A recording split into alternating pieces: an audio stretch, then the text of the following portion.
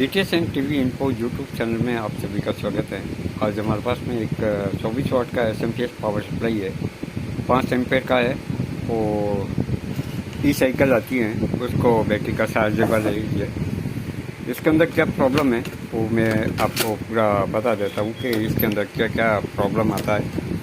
पहली बार हमारा YouTube channel देख रहे हो तो चैनल को सब्सक्राइब करें और बेल आइकॉन पर क्लिक जरूर करें। एक बात हमेशा ध्यान रखिए, इसकी जो अगर आपको पहले तो यहाँ पे सप्लाई चेक करना है। यहाँ इस पॉइंटों पे सप्लाई इनपुट हुए, इनपुट होने के बाद में ये सीधी एक सप्लाई देखो यहाँ आ रही है, एक यहाँ आ रही है। यहाँ एक डीटी लगी हुई है, छोटा ट्रांसफार्मर। ये देखिए ये ट्रांसफर लगा हुआ है। इसी ट्रांसफर से 5 वोल्ट आउटपुट निकलेंगे। ये इसका आउटपुट है। इसी के साथ में डायोड लगे हुए है, ये 2 माइनस और प्लस। यहाँ से 5 वोल्ट आउटपुट हो गए। यहाँ से यहाँ आएगा, यहाँ से यहाँ आएगा। एक ये रेड लाइट आपके ऑन होगी। इसी के साथ में देखो एक यहाँ रेजिस्टेंस होके सीधा बाईपास यहाँ से यहाँ आता है। ये भी एक रेजिस्टेंस है। इसी के साथ में यहाँ भी रेजिस्टेंस है और यहाँ पे एक डायोड लगा हुआ है जो यहाँ ये नेगेटिव सप्लाई यहाँ पे आती है डायोड के थ्रू। और यहाँ पे 547 ट्रांजिस्टर लगा हुआ है। जो ये यहाँ से जब सप्लाई आएगी, यहाँ पे 24 वोल्ट इनपुट होगा ना, तभी आपका ये ग्रीन लाइट ऑन होगा। जब भी आप सप्लाई दोगे तभी आपको ग्रीन लाइट ब्लिंकिंग करेगी, तभी आपका काम होगा। इसी के साथ में यहाँ पे रिले लगा हुआ है और एक रिले यहाँ पे लगा हुआ है। ये 2 रिले हैं।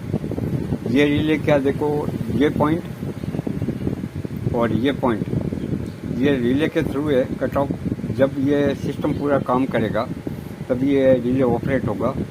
तो यहाँ पे यहाँ से सप्लाई यहाँ से आउट होके ये सीधी इस सेक्शन के अंदर आएगी। जो ये कैपेसिटर लगा हुआ है देखिए, वो पूरा एसएमपीएस लगा हुआ है। अगर यहाँ पे सप्लाई नहीं आ रही है तो आपको डायोड चेक करना है, मॉसफेट चेक करना है, तभी आपको कंफर्म पता लगेगा। अगर आप यहाँ से जंप मार के इस सेक्शन का भी चेक कर सकते हैं। यहाँ से जंप लगाओगे, अगर मान लो सेट आपका रेड लाइट शो कर रहा है, उसके बाद में भी ऑन नहीं हो रहा है, आप पहले इसको चेक करेंगे। इसके अंदर तो कोई फॉल्ट नहीं है, तो यहाँ से यहाँ जंप लगा के आपको सप्लाई देके एक बार इसको चेक करोगे। लेकिन इसको जो ऑपरेट करने के लिए ट्रिगर वोल्टेज यहाँ से मिलता है। देखिए यहाँ पे एक डीटी लगी हुई है, ये छोटा ट्रांसफर लगा हुआ है। जो इसकी पल्स है यहाँ से मिलती है, तभी ये मॉसफेट वर्किंग करेगा। तो ये सेक्शन चालू नहीं होगा जब तक ये सेक्शन ऑन नहीं करेगा। लेकिन आप ये देख सकते हो कि हमारा डायोड, रेक्टिफायर, ये जो कैपेसिटर है वो चार्जेबल हो रहा कि नहीं हो रहा। ये नहीं हो रहा है तो इसका मतलब यहाँ पे प्रॉब्लम है। अगर ये चार्ज हो रहा है तो इसका मतलब इस सेक्शन को आपको देखना पड़ेगा। तो आपको यहाँ से बता देता हूँ। यहाँ से देखो 5 नंबर पिन, जब ये सप्लाई ऑन होगी तो 5 नंबर पिन से यहाँ पे पल्स आएगी। ये 139 BD 139, ये 2 ट्रांजिस्टर लगे हुए हैं, ये 2, और एक ट्रांजिस्टर यहाँ पे भी लगा हुआ है। ये देखिए यहाँ पे भी लगा हुआ है। ये भी BD 139 लगा हुआ है यहाँ पे। ये 547 लगा हुआ है यहाँ पे 547, यहाँ पे BD 139, ये ट्रांजिस्टर लगे हुए हैं। इसी के साथ में देखो यहाँ से एक सप्लाई दी हुई है, इसका ग्राउंडिंग बात के यहाँ से 5 वोल्ट की सप्लाई नहीं होती है।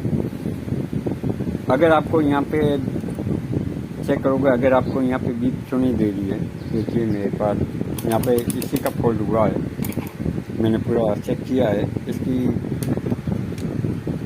जो आईसी है वो वर्किंग ख़राब हो गई है। इसको मैं बजर पे रखूँगा तो देखना आप, ये देखिए बीप बज रही है। इसका मतलब यहाँ से ये देखो, मैं इसका पोल ये फ्री करके रखा है, यहाँ से शॉर्टिंग बता रही है। यहाँ पे जब भी सप्लाई आएगी, ये VCC इन है, ये यहाँ पे सप्लाई शो करेगी तभी आपका सेट पूरा ऑन होगा। जब तक इस आईसी को सप्लाई नहीं मिलेगी जब तक तो आपका सेट ऑन होने वाला नहीं।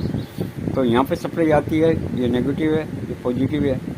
तो यहाँ अगर सप्लाई नहीं मिलेगी आपको, क्योंकि ये वायर मीडिया यहाँ से आ रही है, देखिए यहाँ से यहाँ आ रही है, यहाँ जंपर से यहाँ आ रही है।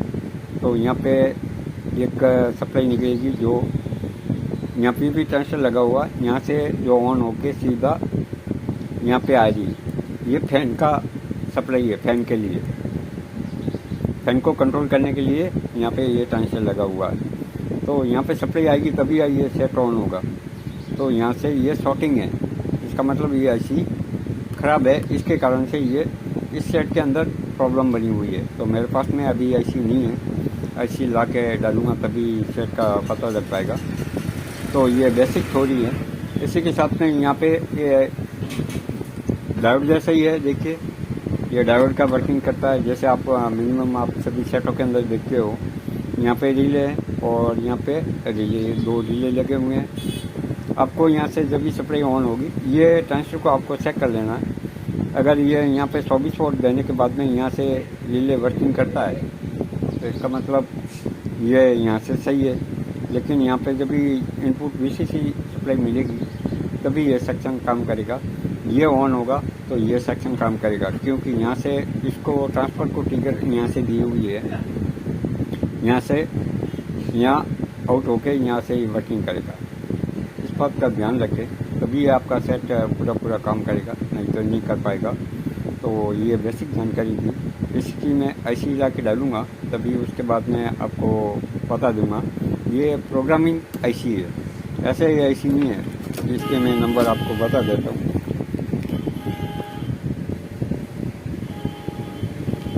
TIC 16F1503 यानी 1503। ये प्रोग्रामिंग आईसी है, बिना सॉफ्टवेयर की नहीं है, ये सॉफ्टवेयर वाली आईसी है। इसको प्रोग्राम, ये देखिए ये नंबर है।